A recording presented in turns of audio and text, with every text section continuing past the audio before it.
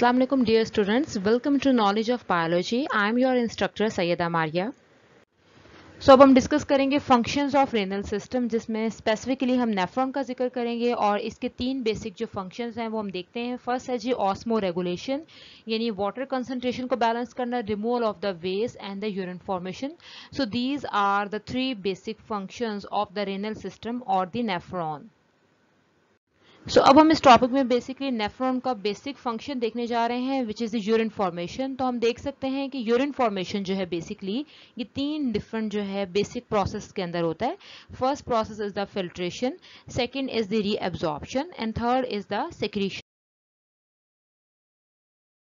So urine formation में पहला step है filtration. So the blood passing through the glomerulus is filtered into the Bowman's capsule. So basically हम previous lecture में पढ़ चुके हैं कि blood enter होता है into the kidney through the renal artery, and from the renal artery it will move to the efferent arteriole and into the glomerulus. So basically glomerulus जो है ये ball of the capillaries हैं जो कि present होती हैं in the Bowman's capsule. So it is a part of the nephron जहाँ पर blood की filtration जो है वो होती है. So basically जो फिल्ट्रेट है जो कि मूव कर जाएगा from the glomerulus into the Bowman's capsule. So glomerulus walls are porous and the fraction और the amount of the blood pressure reaching here provides the filtration pressure.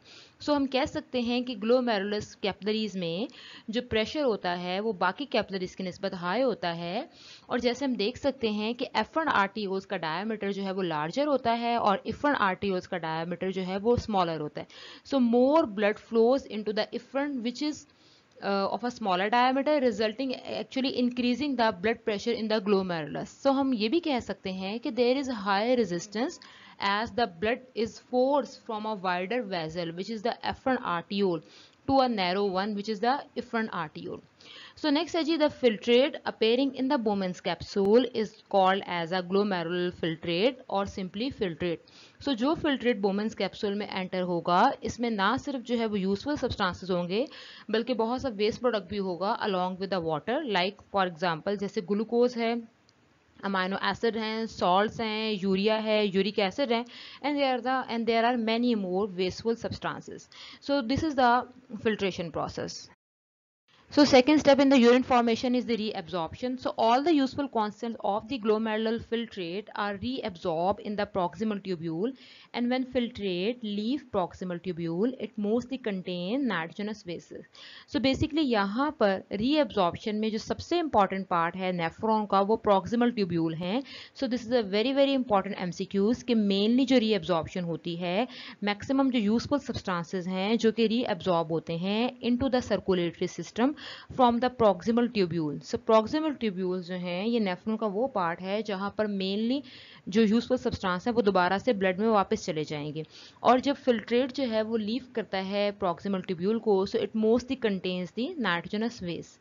So basically यहाँ पर useful substances होंगे जैसे कि amino acid है, glucose है और small molecules हैं, सॉल्ट्स हैं, वो इसके अंदर आते हैं. नेक्स्ट जो प्रोसेस हम देखने जा रहे हैं यूरिन फॉर्मेशन में विच इज़ द सेक्रीशन.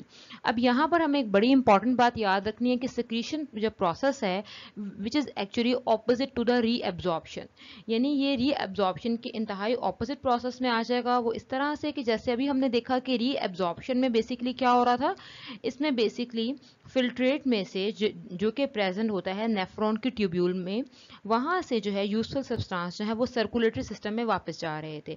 लेकिन द सेक्रीशन में बेसिकली क्या होगा कि ब्लड से पेरिट्यूबुलर कैपिलरी से जो है कुछ सब्सटेंसेस जो हैं सिलेक्टिव सब्सटेंसेस जो हैं वो सक्रीट होंगे from the blood capillaries, from the peritubular capillaries to the lumen of the tubule.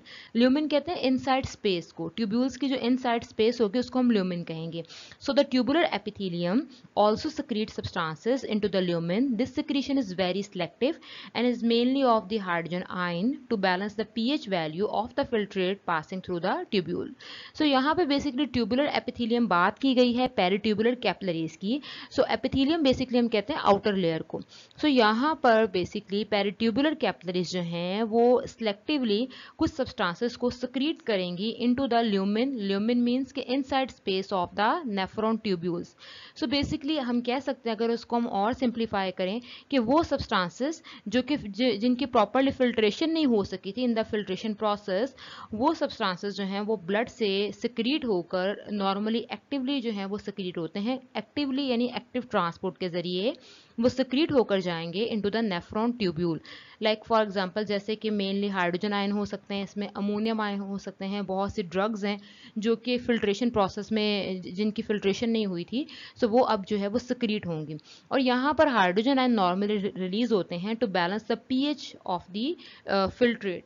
So basically जो ह्यूमन यूरिन है, इसकी अगर हम एक एवरेज देखें वैल्यू, तो ह्यूमन यूरिन की पीएच जो है वो 6 होती है, बट ये वेरी करती है, और नॉर्मल अगर हम इसकी रेंज देखें तो ये 4 to 8 तक जाती है। सो यहाँ पर हमारे लिए बहुत इंपॉर्टेंट है कि यूरिन की पीएच जो है, क्योंकि उसी फिल्ट्रेट में से बेसिकली यूरिन बनना है, सो उसकी पीएच को मेंटेन करने के लिए जो है हाइड्रोजन आयंस जो हैं ये ब्लड से जो हैं वो सिक्रीट होते हैं into the lumen of the tubule, so it will be normally pass through the active transport, but secretion जो है somehow कुछ molecules की passively भी होगी। so mainly यहाँ पर active transport होगी जो कि basically molecule को transfer करेगी into the nephron tubule। सो इस डायग्राम में बेसिकली हम समरी देख सकते हैं उन स्टेप्स की जो कि यूरिन फॉर्मेशन में अहम रोल प्ले करते हैं। सो सबसे पहला स्टेप है जी फिल्ट्रेशन। तो हम देख सकते हैं कि ब्लड जो है वो एफरन आर्टियोल के जरिए एंटर होता है into the glomerulus, glomerular capillaries, और वहां से फिल्ट्रेशन का प्रोसेस होगा। और पहले स्टेप में क्या होगा जी कि जो फिल्ट्रेट है वो मूव करेगा बोमेंस कैप्सूल में। नेक्स्ट में हम देख सकते हैं जी रीएब्जॉर्प्शन। तो हमें एरो यहाँ पे एरो हेड जो है वो शो हो रहा है, जिसमें बेसिकली प्रॉक्सिमल ट्यूब्यूल से रीएब्जॉर्प्शन होगी into the peritubular capillaries. Third में जैसे मैंने आपको बताया था कि सिक्रीशन जो है which is the opposite of the reabsorption, जिसमें पेरिट्यूबुलर कैपिलरी से बेसिकली जो सिलेक्टिव सब्सटेंस हैं वो मूव कर जाएंगे into the filtrate और into the proximal tubule। और फोर्थ स्टेप में जैसे हम देख सकते हैं this is an additional step, जिसमें जाहिर बात है कि जो यूरिन है उसकी एक्सक्रीशन होगी। सो हम इसको डिस्कस कर चुके हैं already in the urinary system. So यहाँ पर पेल्विस, यूरेटर, ब्लैडर और यूरेथ्रा के जरिए जो है वो यूरिन को रिलीज किया जाएगा। सो अगर हम एक्सक्रीशन जो है इसको हम सम अप करते हैं तो हम बेसिकली कहते हैं एक्सक्रीशन जो है वो सबसे पहले इसमें क्या होगा जी कि फिल्ट्रेशन होगी, फिल्ट्रेशन में से जो है रीअब्जॉर्प्शन हो जाएगी और वो ब्लड में वापस चला जाएगा, और ब्लड से फिर कुछ सिलेक्टिव सब्सटेंस जो है वो सिक्रीट हो जाएंगे into the filtrate, into the nephron tubules, और अल्टीमेटली जो है हमारे पास जो रिमेनिंग जो फ्लूइड रह जाएगा, जो फिल्ट्रेट रह जाएगा, वो हमारे पास उसकी एक्सक्रीशन होगी, और जो कि यूरिन की फॉर्म में हमारी नेफ्रॉन में बनेगा, और अल्टीमेटली इसको जो है बॉडी से रिमूव कर दिया जाएगा।